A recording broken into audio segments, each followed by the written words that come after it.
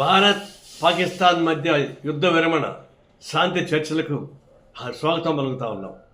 ఇది ఒక విధంగా ఎప్పుడైనా యుద్ధం అనేది మానవాళికి వ్యతిరేకమైంది. అంటే టెర్రరిస్టులు ఇంకా ప్రమాదకారి. అందరూ టెర్రరిస్టులను అంతం చేయడానికి కావాల్సిన ఏర్పాటు చేయాల్సిందే. అది రేపు బయలేటర్ డిస్కషన్లో కూడా పాకిస్తాన్ భారతదేశ మధ్య చర్చల్లో కూడా ఎవరైతే పహల్గామ్లో దాడికి ప్లాన్ చేశారో ఆ టెర్రరిస్ట్ని వెనక్కి తీసుకురావాలా. ఎందుకంటే గతంలో బాంబేలో హోటల్ పైన దాడి చేసిన టెర్రరిస్ట్ వెనక్కి తీసుకొచ్చారు కదా, అదే పద్ధతుల్లో వీళ్ళని కూడా టెర్రరిస్ట్ కూడా వెనక్కి తీసుకోవాల్సిన అవసరం ఉంది. దాన్ని బయట డిస్కషన్ పెట్టాలి. ఇంకొకటి, ఇప్పుడు శాంతి చర్చలు కొనసాగిస్తున్నాయి కదా, మరి ఒకప్పుడు నేను చెప్పిన దాన్ని నాకు నారాయణ పాకిస్తాన్కి పంపించాలని చెప్పేసి కొంతమంది బీజేపీ నాయకులు అవాక శాఖలు వాగారు. ఇప్పుడేమంటారు, ఇప్పుడు మోడీని పంపించాలన్నా పాకిస్తాన్కి? అనేక మందిని చనిపోయారు, 26 మంది చనిపోయారు, ముఖ్యపక్షాన్ని పెళ్లి చేయడం సరిపోయింది.